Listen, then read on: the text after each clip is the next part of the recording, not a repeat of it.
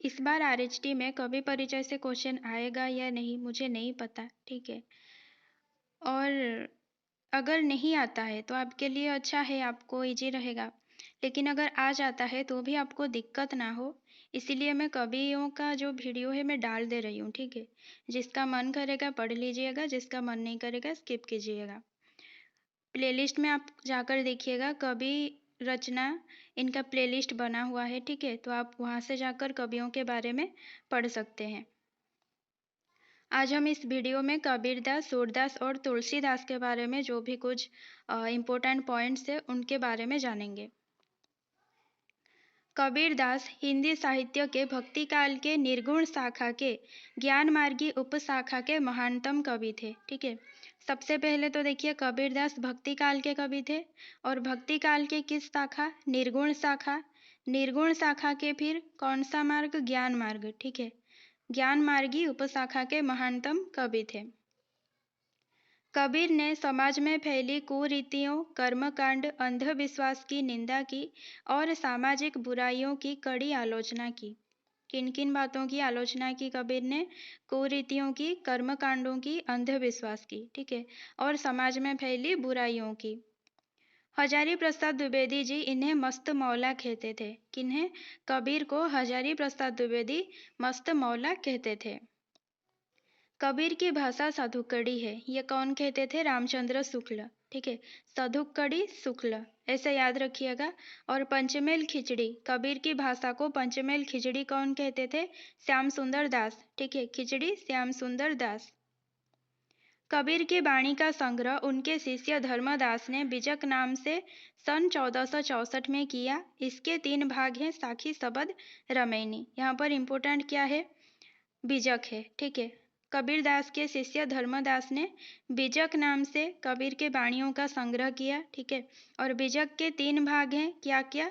साखी, शबद और रामायणी। रामचंद्र शुक्ल के अनुसार निर्गुण मार्ग के निर्दिष्ट प्रवर्तक कबीरदास ही थे। तो अगर पूछे रामचंद्र शुक्ल के अनुसार निर्गुण मार्ग के निर्दिष्ट प्रवर्तक कौन थे? कबीरदास थे। डॉक्टर बच्चन सिंह के अनुसार हिंदी भक्ति काव्य का प्रथम क्रांतिकारी पुरस्कर्ता कबीर हैं। डॉक्टर बच्चन सिंह क्या कहते हैं कि हिंदी भक्ति काव्य का प्रथम क्रांतिकारी पुरस्कर्ता कौन है? कबीर हैं। आचार्य हजारी प्रसाद द्विवेदी ने कबीर को वाणी का डिक्टेटर कहा है। किसने? आचार्य हजारी प्रसाद द्विवेदी ने कबीर को क्या कहा है? वाणी का डिक्टेटर। अगर भाषा का डिक्टेटर है तो भी सही है। कबीर की वाणियों का सबसे पुराना नमूना गुरु ग्रंथ साहिब में मिलता है।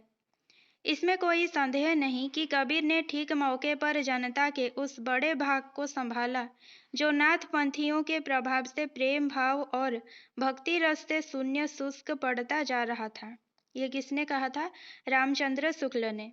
फिर एक बार देखिए कबीर के बारे में रामचंद्र शुक्ल ने क्या कहा था। इसमें कोई संदेह नहीं कि कबीर ने ठीक मौके पर जनता के उस बड़े भाग को संभाला जो नाथपंथियों के प्रभाव से प्रेम भाव और भक्ति रस से शून्य शुष्क पड़ता जा रहा था। कबीरदास की मृत्यु मगहर में हुई थी। देखिए कबीरदास का जो मृत्यु स्थान था वो इम्पोर्टेंट है, मगहर, क्योंकि ऐसा सुना जाता था कि मगहर में अगर कोई मरे तो वो नरकगामी होता है, ठीक है। इसीलिए कबीरदास ने खुद चुना था अपना मृत्यु स्थान, मगहर। गोस्वामी तुलसीदास राम भक्ति शाखा के प्रतिनिधि कवि हैं। अब तुलसीदास के बारे में जानिए। तुलसीदास राम भक्ति शाखा के प्रतिनिधि कवि थे, ठीक है। तुलसीदास के दीक्षा गुरु थे नरहरियानंद। अगर यहाँ पर नरहरि दास हो तो भी ठीक है, ठीक है। तुलसीदास के दीक्षा गुरु कौन थे? नरहरिदास या फिर नरहरियानंद, दोनों सही है। आचार्य रामचंद्र शुक्ल तुलसीदास को स्मार्त वैष्णव मानते थे, ठीक है। आचार्य रामचंद्र शुक्ल तुलसीदास को क्या मानते थे? स्मार्त वैष्णव, ठीक है। स्मार्त वैष्णव तुलसीदास कौन मानते थे? आचार्य रामचंद्र शुक्ल। आचार्य शुक्ल के अनुसार हिंदी काव्य की प्रौढ़ता के युग का आरंभ गोस्वामी तुलसीदास द्वारा हुआ। तो आचार्य शुक्ल यहाँ पर देखिए क्या मानते हैं कि हिंदी काव्य की प्रौढ़ता का युग, ठीक है, प्रौढ़ता का युग, ये याद रखिए, प्रौढ़ता के युग का आरंभ गोस्वामी तुलसीदास द्वारा हुआ। प्रौढ़ता तुलसीदास, आचार्य शुक्ल। फिर यहाँ पर देखिए रामचंद्र शुक्ल क्या कहते हैं, इनकी वाणी की पहुंच मनुष्य के सारे भावों व्यवहारों तक है। एक और तो वो व्यक्तिगत साधना के मार्ग में विरागपूर्ण शुद्ध भगवत भजन का उपदेश करती है। दूसरी ओर लोक पक्ष में आकर पारिवारिक और सामाजिक कर्तव्यों का सौंदर्य दिखाकर मुग्ध करती है। रामचंद्र शुक्ल कहते हैं तुलसीदास के बारे में। यहाँ पर देखिए बस ये दो बातें याद रखिए, एक और तो ये क्या है, व्यक्तिगत साधना, ठीक है, व्यक्तिगत साधना वर्ड याद रखिए। और वहाँ पर दूसरी ओर लोक पक्ष, व्यक्तिगत साधना लोक पक्ष, ठीक है। किनके बारे में कहते हैं, तुलसीदास के बारे में। कौन कहते हैं, रामचंद्र शुक्ल। इनकी वाणी की पहुंच मनुष्य के सारे भावों व्यवहारों तक है। उसके बाद हजारी प्रसाद द्विवेदी देखिए क्या कहते हैं, भारतवर्ष का लोकनायक वही हो सकता है जो समन्वय करने का अपार धैर्य लेकर आया हो, ठीक है। ये तुलसीदास के बारे में कहा है हजारी प्रसाद द्विवेदी ने कि भारतवर्ष का लोकनायक वही हो सकता है जो समन्वय करने का अपार धैर्य लेकर आया हो। तुलसीदास की भक्ति भावना दास्य भाव की थी। तुलसीदास की रचनाएं देखिए क्या क्या है, वैराग्य संदीपनी, रामाज्ञा प्रश्न, रामलला नेहचू, जानकी मंगल, रामचरितमानस, पार्वती मंगल, कृष्ण गीतावली, गीतावली, विनय पत्रिका, दोहावली, बरबे रामायण और कवितावली।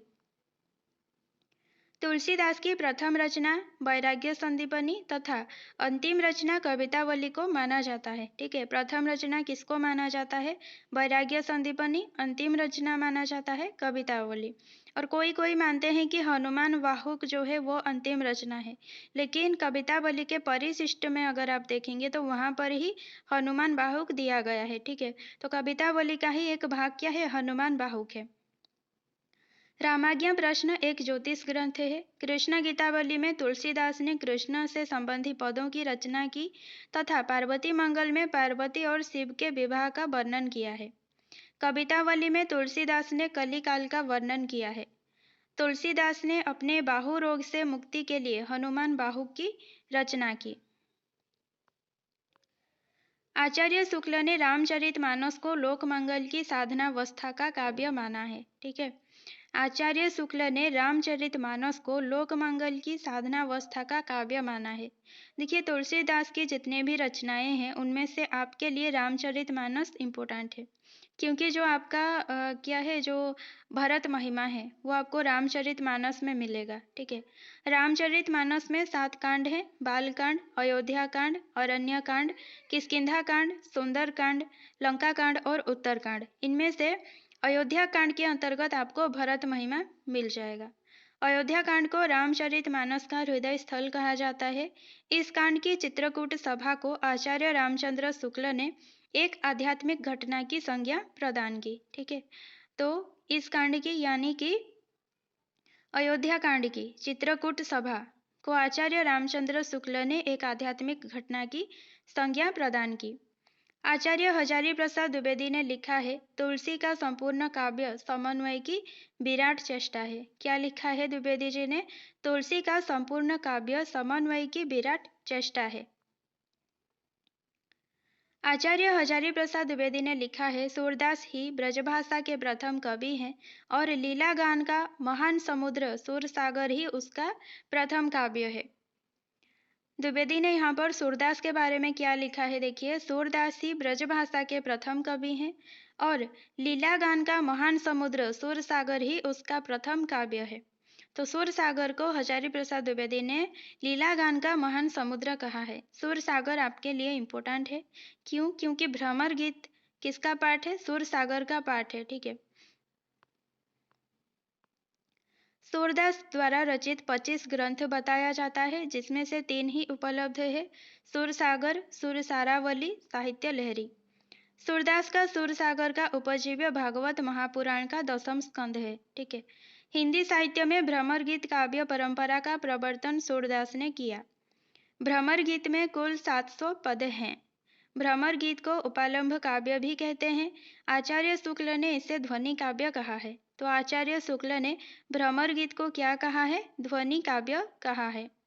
आचार्य शुक्ल ने लिखा है, सुर की बड़ी भारी विशेषता है नवीन प्रसंगों की उद्भावना।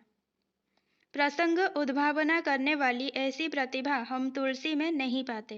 यहाँ पर देखिए आचार्य रामचंद्र शुक्ल ने सूरदास और तुलसीदास के बीच में तुलना किया है। ठीक है, क्या कहा है आचार्य शुक्ल ने कि सुर की बड़ी भारी विशेषता है नवीन प्रसंगों की उद्भावना। प्रसंग उद्भावना करने वाली ऐसी प्रतिभा हम तुलसी में नहीं पाते। ठीक है, नवीन प्रसंगों की उद्भावना याद रखिए, सुर की भारी विशेषता। शुक्ल जी के अनुसार आचार्यों की छाप लगी हुई 8 वीणाएं श्री कृष्ण की प्रेम लीला कीर्तन करने उठी, जिनमें सबसे ऊंची सुरीली और मधुर झंकार अंधे कवि सूरदास की वीणा की थी। किसने कहा था? रामचंद्र शुक्ल जी ने। आचार्य हजारी प्रसाद द्विवेदी ने लिखा है, सूरदास जब अपने विषय का वर्णन शुरू करते हैं तो मानो अलंकार शास्त्र हाथ जोड़कर उनके पीछे दौड़ा करता है। उपमाओं की बाढ़ आ जाती है, रूपकों की वर्षा होने लगती है, संगीत के प्रभाव में कवि स्वयं बह जाता है। ठीक है, हजारी प्रसाद द्विवेदी ने क्या लिखा कि सूरदास जब अपने विषय का वर्णन शुरू करते हैं तो मानो अलंकार शास्त्र हाथ जोड़कर उनके पीछे दौड़ा करता है, उपमाओं की बाढ़ आ जाती है, रूपकों की वर्षा होने लगती है, संगीत के प्रभाव में कवि स्वयं बह जाता है। सूरदास की मृत्यु पर विठल दास ने कहा था, पुष्टि मार्ग कहो जहाज जात है, जाय कछु लेनो होए सो लेऊ। ठीक है, जब मृत्यु के समय आ गया था, ठीक है, तो वहां पर विठल दास बोले थे कि पुष्टि मार्ग कहो जहाज जात है, जाय कछु लेनो होए सो लेऊ, यानी कि पुष्टि मार्ग का जहाज जा रहा है। ठीक है, पुष्टि मार्ग का जहाज यानी कि सूरदास, अगर किसी को कुछ लेना है उनसे तो अभी ले लीजिए। ठीक है, ये कौन कहते हैं? विठल दास। और सूरदास के गुरु कौन थे? वल्लभाचार्य। सूरदास को वात्सल्य रस का सम्राट कहा जाता है। ठीक है, तो इतने थे सूरदास, तुलसीदास, कबीरदास के बारे में महत्वपूर्ण तथ्य। इसका पीडीएफ मैं आपको टेलीग्राम पर दे दूंगी। अगर मेरे चैनल पर आप क्लिक करेंगे ना तो सबसे ऊपर आपको एक लिंक दिखाई देगा, वही मेरा टेलीग्राम चैनल का लिंक है, वहाँ से आप डायरेक्ट टेलीग्राम में ज्वाइन हो सकते हैं।